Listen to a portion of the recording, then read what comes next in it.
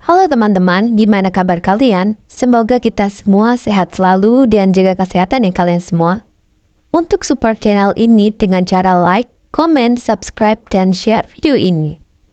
Pada kesempatan kali ini, Mimin akan membahas alur film Tree of Life yang rilis pada 13 Maret 2014 lalu. Film ini diadaptasi dari novel karya Kim Ryo-ryo dan dibintangi oleh banyak aktor dan aktris ternama. Film ini mengisahkan seorang ibu tunggal bernama Hyun Sok yang membesarkan dua orang putrinya sambil bekerja di swalayan. Suatu hari, salah satu anaknya bernama Chon Ji yang berusia 14 tahun tiba-tiba bunuh diri tanpa meninggalkan pesan apapun. Hal ini pun mengejutkan baginya. Chon Ji dikenal di keluarganya sebagai sosok periang, penurut, jarang mengeluh, serta selalu berusaha menghibur ibunya yang bekerja keras. Mereka bertanya-tanya, apakah ada sesuatu yang terjadi dengan Chon Ji yang mereka tidak tahu. Tanpa menunggu lama lagi, yuk kita mulai alur filmnya. Di pagi hari dilihatkan sebuah keluarga dengan aktivitas masing-masing. Hyun Sok adalah seorang ibu tunggal dengan dua orang anak yang bernama Chon Ji dan Man Ji. Pada saat sarapan, Chon Ji meminta ibunya untuk dibelikan MP3 player dikarenakan teman-teman sekelasnya memilikinya, sedangkan dia tidak. Dan berkata untuk menganggap itu hadiah ulang tahunnya yang dipercepat, Chon Ji disuruh bersabar oleh ibunya karena sewa rumahnya yang baru saja dinaikkan. Hyun Sok bekerja di swalayan. Dia heran dan bingung dengan sikap Chon Ji yang akhir-akhir ini sering meminta sesuatu. Padahal sepengetahuannya Chon Ji merupakan anak yang jarang sekali meminta sesuatu. Pada saat Man Ji pulang sekolah, ibunya menelpon untuk bertanya kepada adiknya saat pulang ke rumah nanti warna apa yang disukai adiknya. Man Ji menelpon Chon Ji tetapi tidak diangkat. Di saat bersamaan Chon Ji berniat bunuh diri. Melihat panggilan telepon yang ternyata dari kakaknya, Chon Ji ragu-ragu untuk mengangkatnya. Hingga panggilan tersebut berhenti dan tidak lagi berdering. Chon Ji pun melanjutkan niat bunuh dirinya. Chon Ji menggantungkan diri menggunakan syal merah di atas plafon rumahnya. Hyun Sok dan Man Ji sangat terpukul akan kepergian Chon Ji yang pergi tanpa meninggalkan pesan apapun. Waktu berlalu, Hyun Sok dan Man Ji memutuskan untuk pindah rumah. Di saat berbenah, Man Ji dan ibunya dikagetkan dengan tikus di rumahnya. Mereka pun berteriak dan berlari. Mendengar keributan itu, Chusang pria gondrong tetangga rumah sebelah pun keluar dan berniat membantu mereka. Bak pahlawan kesiangan itu, Chusang menghadapi tikus itu sendirian. Sang ibu sempat berkata bahwa Chusang merupakan pria yang dapat diandalkan dan ternyata faktanya mereka dikejutkan dengan Chusang yang berlari ngibrit ketakutan. Akhirnya mereka meminta bantuan satpam. Tetapi walaupun sampai ngibrit ketakutan, Chusang tetap membantu Man Ji dan ibunya angkat-angkat barang. Setelah berberes dan melawakkan barang yang tak terpakai, mereka tak sengaja melihat teman Chon Ji bernama Hwayeon lewat dan ternyata mereka baru mengetahui rumahnya berdekatan dengan rumah Hwayeon. Hyun Suk dan Man Ji memutuskan untuk pergi makan di sana. Sampai di rumah Hwayeon, Hyun Suk memesan makanan dan mengatakan ke ibunya Hwayeon bahwa mereka telah pindah dekat rumahnya dan akan sering makan di sini. Tak lama berselang, Hyun Suk mendapatkan telepon dari sang mantan yang terus-terusan menghubunginya. Kesal dengan hal itu, Hyun Suk mengatakan untuk tidak menghubunginya lagi. Di malam hari, Man Ji masih teringat oleh adiknya. Man Ji masih merasa ada yang aneh dan memikirkan alasan mengapa Chon Ji memutuskan mengakhiri hidupnya. Pada pagi hari, teman Chon Ji bernama Sugyeong diam-diam mau mengembalikan baju di loker Chon Ji dan kepergok oleh sang guru yang tidak lain wali kelas Chon Ji. Sang guru bertanya, mengapa dia baru mengembalikan baju tersebut setelah 3 bulan lamanya. Dia menjawab bahwa Chon Ji tidak memintanya. Geram mendengar jawaban itu, terjadilah cekcok di antara keduanya, hingga Sugyeong berkata yang tidak enak didengar tentang Chon Ji. Mendengar itu, Man Ji pun marah dan melempar tas ke anak tersebut dan membuat gurunya ikut terkejut. Setelah itu, mereka dibawa ke ruang guru dan Sugyeong menceritakan apa yang terjadi, dan Man Ji menemukan fakta bahwa Hwayeon lah yang menyuruh Sugyeong untuk meminjam baju ke Chon Ji karena mereka mempunyai tinggi yang sama, dan mengatakan bahwa Chon Ji sangat dekat dengan Hwayeon seperti layaknya bestie. Setelah itu, Man Ji mampir ke kelas Chon Ji. Man Ji mengambil bunga yang ada di atas meja Chon Ji. Seketika ditatap oleh semua siswa di sana. Dia menjelaskan bahwa dia kakaknya Chon Ji. Mendengar itu, Hwayeon yang sedang menyandarkan kepalanya di meja menyapa Man Ji. Man Ji mengatakan ingin menemuinya saat pulang sekolah nanti. Flashback ke masa lalu. Ternyata Man Ji pernah bertemu dengan Hwayeon yang saat itu pulang sekolah bersama Chon Ji. Man Ji mengatakan mengatakan bahwa mereka mempunyai karakter yang sangat berbeda dan menraktir mereka tteokbokki. Saat Hwayeon pamit sebentar untuk menemui teman-temannya, Chonji bertanya kepada kakaknya bagaimana pendapatnya tentang Hwayeon. Saat itu Manji memuji Hwayeon, mengatakan orang yang ini mendengar temannya dipuji bukannya senang, Chonji malah semakin murung. Kembali ke masa kini, saat mentraktir Hwayeon, Manji bertanya kepadanya apakah dia sedih setelah kematian Chonji. Tetapi Hwayeon menjelaskan panjang lebar. Manji menceritakan ke Hwayeon tentang Chonji yang sempat meminta dibelikan MP3 player. Menurut Hwayeon itu mungkin untuknya karena mereka sempat berjanji untuk saling bertukar kado ulang tahun. Manji juga bertanya kepada Hwayeon tentang kedekatan dia dengan Sugyo. Hwayeon berbohong dan mengatakan bahwa dia tidak dekat dengannya dan mengatakan bahwa Chonji lah yang mengenal Sugyo sampai saling meminjam baju olahraga. Pernyataan Hwayeon sangat berbeda dengan apa yang didengarnya dari Sugyo dan menambah kecurigaan Manji. Di perjalanan pulang, Manji berkata kepada Hwayeon akan mencari surat bunuh diri Chonji. Seketika itu Hwayeon menjadi semakin panik. Saat sampai di rumah, Hwayeon merobek kontrak pertemanan dia dengan Chonji dan teringat kelakuannya terhadap Chonji dulu yang telah menyebar rumor bahwa Chonji yang dikucilkan saat SD dan membuat surat pertemanan yang diumumkan secara sepihak disaksikan satu kelas.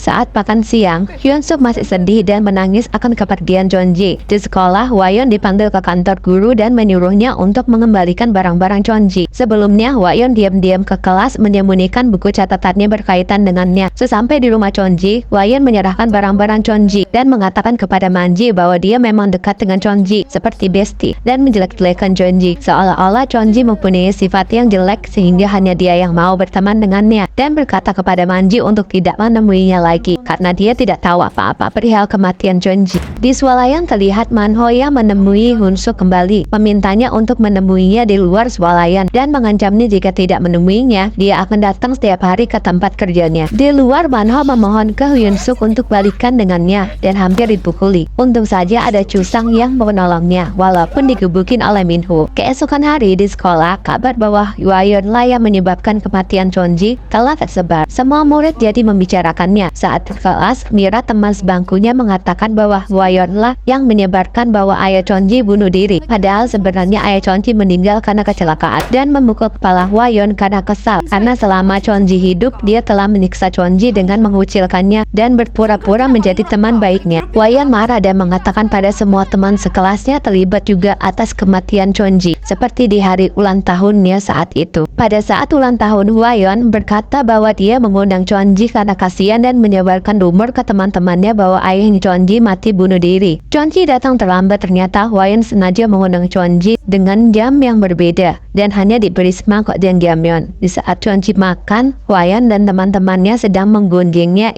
melalui aplikasi perpesanan. Walaupun sudah tahu, tetapi Chonji tetap makan untuk menghargai pesta ulang tahun Hwayeon. Melihat itu, Mira pun hanya menatap kasihan tanpa berbuat apapun.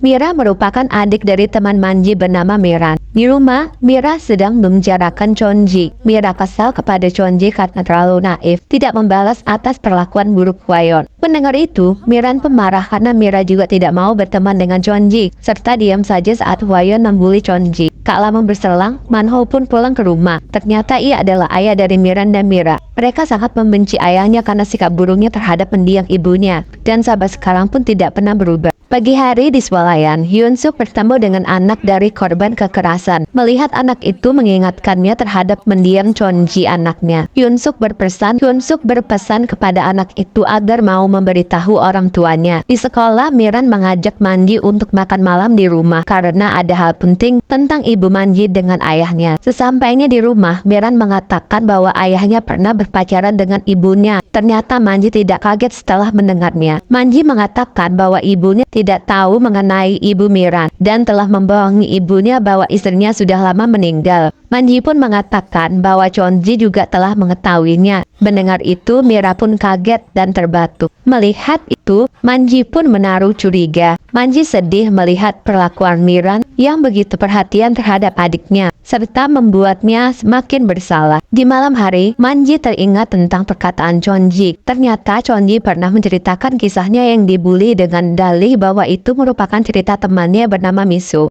Di rumah, Hwayeon dimarahi ibunya. Ternyata ibunya Hwayeon telah mengetahui jika putrinya suka membuli orang lain. Tetapi dia tidak bisa berbuat apa-apa dan hanya bisa memarahinya. Hwayeon kesal terhadap ibunya itu yang lebih membela orang lain. Demi memikat dan banyak teman, Hwayeon selama ini saling mentraktir serta membelikan barang-barang untuk teman-temannya. Tetapi kali ini berbeda. Hwayeon mengajak untuk karaokean, tetapi tidak ada satupun teman-teman Hwayeon yang datang. Dan akhirnya setelah menunggu lama, Hwayeon pun pulang sendiri. Karena bosan tidak ada yang mau berteman dengannya, Hwayeon pergi ke pos satpam dan melihat Chusang yang sedang membantu berjaga. Hwayeon menghampirinya dan mengajaknya mengobrol. Di selang obrolannya ternyata dia baru mengetahui bahwa Chonji telah meninggal dunia dan ternyata tetangga rumahnya adalah keluarga Chonji. Dia mengenal Chonji karena sering di perpustakaan sama sepertinya dan mereka pun menjadi akrab karena sering mengobrol. Karena perbedaan sikap Chonji dengannya, Hwayeon menaruh curiga terhadap Chusang dan bergegas pergi serta menelpon Manji. Hwayeon berkata bahwa sepengetahuannya Chonji dan Chusang hanya mengenal sebatas bertegur sapa dan menuduh Chusang mungkin berkaitan dengan kematian Chonji. Mendengar itu, Manji pun terhasut dan terus memikirkan hubungan apa yang dimiliki Chusang dan adiknya dan mengapa mereka bisa dekat. Manji berkata ke ibunya menduga-duga jika Chonji mempunyai hubungan dan hamil hingga nekat bunuh diri. Mendengar itu, ibunya pun marah. Keesokan hari, Manji pergi ke perpustakaan dan melihat riwayat peminjaman buku adiknya. Ternyata Chonji selama ini hanya meminjam buku perihal depresi. Manji pun akhirnya mengetahui bahwa adiknya ternyata selama ini meninggal karena depresi. Saat hendak pulang, Manji melihat Chusang. Manji pun mengobrol dengan Chusang. Chusang bercerita bahwa dia memanjangkan rambut karena luka bakar yang hendak dia tutupin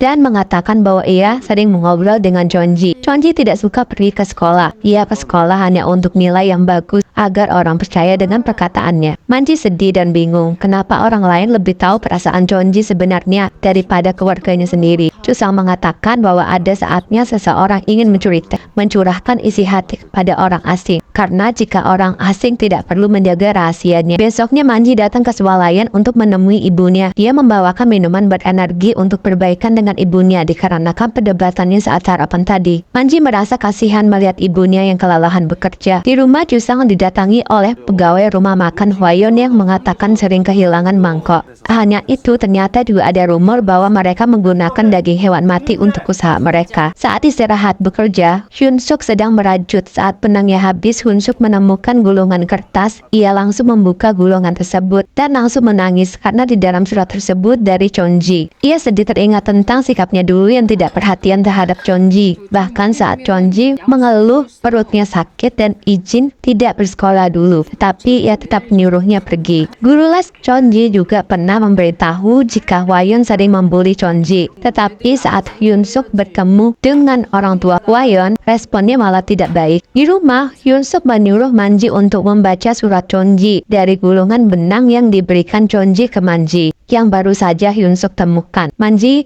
akhirnya tahu jika masih ada 3 surat lagi dari gulungan benang yang belum ditemukan. Manji menangis terseduh-seduh bersyukur karena ternyata ada surat dari Chonji sebelum kepergiannya. Keesokan hari, Hyunsuk sengaja makan di restoran ibunya Hwayeon. Ibunya Hwayeon merasa bersalah karena selama ini menganggap remeh kejadian yang diperbuat anaknya itu. Ia semakin tidak enak saat Hyunsuk memberikan empathy player yang diminta Hwayeon pada Chonji. Hyunsuk tidak bisa menerima permintaan maaf dari ibu Hwayeon. Keesokan hari di sekolah, Hwayeon menemukan gulungan benang di rokernya yang diberikan Chonji dulu. Hwayeon memberikan benang tersebut kepada teman sekelasnya. Selama di kelas, Hwayeon tidak sanggup dengan pelakuan teman sekelasnya yang membulinya dan pergi pulang. Mira melihat benang raja tersebut kemudian teringat tentang kebersamaan Chonji dulu. Mira dan Chonji dulu sangat dekat. Mereka sering menghabiskan waktu bersama di belakang sekolah saat istirahat. Namun saat tahu ayahnya mempunyai hubungan dengan ibunya Chonji, Mira sangat marah dan menjauh dari Chonji. Padahal Chonji tidak tahu jika ayahnya yang dekat dengan ibunya. Pada saat pulang dari berbelanja, Hyunsuk dikejutkan dengan Minho yang sudah ada di depan pintu rumahnya. Hyunsuk sangat marah hingga membuat Manho marah. Tapi untungnya ada Chusang yang keluar untuk membantu Hyunsuk dengan memberi tinjauan maut ke Minho. Manji menelpon Miran untuk tinggal sementara di rumahnya dikarenakan ayahnya yang sempat membuat keributan di rumahnya dan khawatir dengan keadaan mereka. Saat sampai, Mira dan Miran dibuatkan makanan oleh Hyunsuk. Mira tidak menyangka bahwa Hyunsuk lebih baik dari dugaannya. Keesokan hari sekolah, teman yang diberikan gulungan benang oleh Hwa-yeon menemukan gulungan kertas. Melihat itu, Mira langsung meminta gulungan tersebut dan memberikannya ke Miran kakaknya, serta meminta gulungan benang rajut yang ia berikan ke Miran. Manji pun datang dan melihat gulungan kertas tersebut dan menanyakan dari mana ia mendapatkannya. Mira mengatakan bahwa surat ini punya Hwa-yeon dan mereka pun penasaran dan meminta gulungan benang punya Mira. Saat itu Mira mengingat obrolannya bersama Chonji bahwa ia mengucilkan Chonji karena mempunyai alasan, sedangkan Hwa-yeon hanya untuk bersenang-senang. Hwa-yeon baru menyadari jika seseorang mati karena ulahnya, dan ternyata Chonji benar-benar mengikuti perkataan Mira. Ia sangat panik saat kakaknya membuka gulungan itu. Manji menyuruh Mira untuk membacanya sendiri. Saat surat itu dibaca, Miran sangat tidak menyangka bahwa adiknya melakukan perbuatan itu terhadap Chonji. Mira membela diri bahwa dirinya lah yang selama ini mau berteman dengan Chonji, tetapi semuanya berubah saat ia tahu tentang hubungan ayahnya dengan ibu Chonji. Hubungan pertemanan Mira dengan Manji pun menjadi retak. Miran tidak terima jika adiknya yang disalahkan total atas kematian Chonji. Pulang sekolah, Manji melihat Hwa-yeon mengambil mangkok restorannya. Alih-alih dibawa pulang, ia membawa jauh dari rumahnya. Ternyata Hwa-yeon lah yang mengambil mangkok dan menyebarkan rumor buruk tentang